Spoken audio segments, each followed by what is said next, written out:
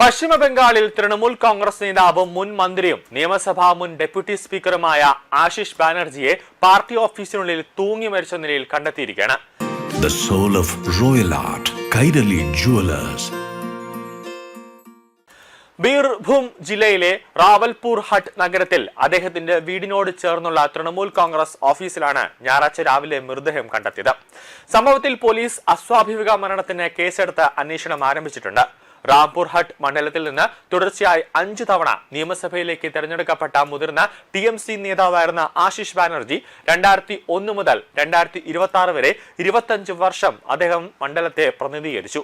മുൻ മന്ത്രിയായിരുന്ന കാലത്ത് വിദ്യാഭ്യാസം, കാർഷിക വകുപ്പുകളുടെ ചുമതലയും വഹിച്ചിരുന്നു. തൃണമൂൽ കോൺഗ്രസ് അധ്യക്ഷ മമതാ ബാനർജിയുടെ അടുത്ത അനുയായികളിൽ ഒരാളായും അദ്ദേഹം അറിയപ്പെട്ടിരുന്നു.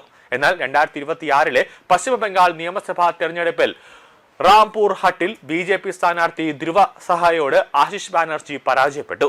തെരഞ്ഞെടുപ്പ് പരാജയത്തിന് ശേഷം അദ്ദേഹം രാഷ്ട്രീയത്തിൽ സജീവമായിരുന്നില്ലെന്നാണ് പാർട്ടി വൃത്തങ്ങളെ ഉദ്ധരിച്ച് PTI റിപ്പോർട്ട് ചെയ്യുന്നത്.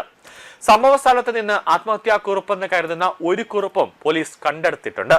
തന്റെ രാഷ്ട്രീയ ജീവിതത്തിലുടനീളം അഴിമതിയിൽ ഏർപ്പെട്ടിട്ടില്ലെന്നും താൻ ഒരു തെറ്റും ചെയ്തിട്ടില്ലെന്നും കുറിപ്പിൽ ആശിഷ് ബാനർജി വ്യക്തമാക്കിയതായി ആ ഒരു ആത്മഹത്യാ കുറിപ്പ് പോലീസ് കണ്ടെടുത്തതിൽ റിപ്പോർട്ടിൽ പറയുന്നുണ്ട്. അദ്ദേഹം ചെയർപേഴ്സണായി പ്രവർത്തിച്ചിരുന്ന താരാംപിത് റാംപൂർ ഹട്ട് ഡെവലപ്മെന്റ് അതോറിറ്റിയുമായി ബന്ധപ്പെട്ട ആരോപണങ്ങളും കുറിപ്പിൽ പരാമർശിക്കുന്നുണ്ട്. സ്ഥാപനത്തിലെ ടെൻഡർ സംബന്ധമായ തീരുമാനങ്ങൾ, ചെക്ക് വിതരണം, പദ്ധതികൾക്ക് അനുമതി നൽകൽ, നോൺ ഒബ്ജക്ഷൻ സർട്ടിഫിക്കറ്റ് നൽകൽ തുടങ്ങിയ കാര്യങ്ങളിൽ തനിക്ക് യാതൊരു പങ്കുമില്ല എന്നായിരുന്നു അദ്ദേഹം അവകാശപ്പെട്ടതായി റിപ്പോർട്ടുകൾ പറയുന്നത്. തന്നെ അപകീർത്തിപ്പെടുത്താനും അപമാനിക്കാനും ശ്രമങ്ങൾ നടന്നതായി അദ്ദേഹം ആരോപിച്ചതായി വിവരമുണ്ട്. രാഷ്ട്രീയത്തിൽ പ്രവേശിച്ചത് ഒരു തെറ്റായ തീരുമാനമായിരുന്നുവെന്ന തരത്തിലുള്ള പരാമർശവും കുറിപ്പിൽ ഉണ്ടായിരുന്നുവെന്നാണ് റിപ്പോർട്ട്. പാർട്ടിക്കുള്ളിലെ തെറ്റുകൾക്കെതിരെ എല്ലായ്പ്പോഴും പ്രതിഷേധിക്കാൻ കഴിയാത്ത സാഹചര്യം ഉണ്ടായിരുന്നുവെന്നും അദ്ദേഹം കുറിച്ചിട്ടുണ്ട്.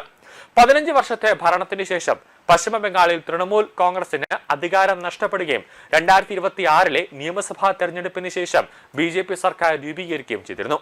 ഇതിന് പിന്നാലെ നിരവധി മുൻ TMC നേതാക്കളും നിയമസഭാ അംഗങ്ങളും അഴിമതിയുമായി ബന്ധപ്പെട്ട അന്വേഷണങ്ങളും അറസ്റ്റുകളും നേരിടുന്ന സാഹചര്യമുണ്ടായി. ഈ പശ്ചാത്തലത്തിലാണ് ആശിഷ് ബാനർജിയുടെ മരണം സംഭവിച്ചിട്ടുള്ളത്. എന്നാൽ അദ്ദേഹത്തിന്റെ മരണത്തിലേക്ക് നയിച്ച കൃത്യമായ സാഹചര്യം ഇപ്പോഴും വ്യക്തമല്ല.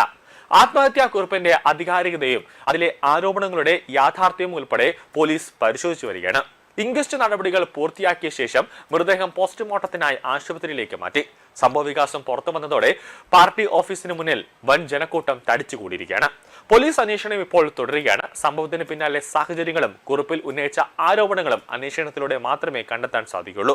കൂടാതെ പോലീസ് മമതാ ബാനർജിയും അടക്കം ചോദ്യം ചെയ്യുന്നുണ്ട്. അതായത് എന്താണ് ഒരു സംഭവത്തിലേക്കുള്ള ഒരു പ്രധാനപ്പെട്ട ഒരു കാരണം? ആശിഷ് ബാനർജിക്ക് നേരെ എന്തെങ്കിലും തരത്തിലുള്ള ഒരു ആരോപണം മുഴുവനും കുറ്റങ്ങളും ആശിഷ് ബാനർജിയുടെ തലയിലേക്ക് മമതാ ബാനർജിയോ അല്ലെങ്കിൽ മമതയുടെ അനന്തരവൻ എടുത്ത് എന്തെങ്കിലും കുറ്റം ആശിഷ് ബാനർജിയുടെ തലയിലേക്ക് കൊണ്ട് കെട്ടിവെക്കാനുള്ള ഒരു ശ്രമം വല്ലതും നടത്തിയിട്ടുണ്ടോ എന്നടക്കമുള്ള ചില കാര്യങ്ങൾ ചോദിച്ച് അറിയേണ്ടതുണ്ട്. അങ്ങനെ പോലീസ് ഇപ്പോൾ വലിയ രീതിയിലുള്ള ഒരു അന്വേഷണത്തിലേക്ക് കാര്യങ്ങൾ പോകുന്നുണ്ട് എന്നാണ് ലഭിക്കുന്ന സൂചനകൾ.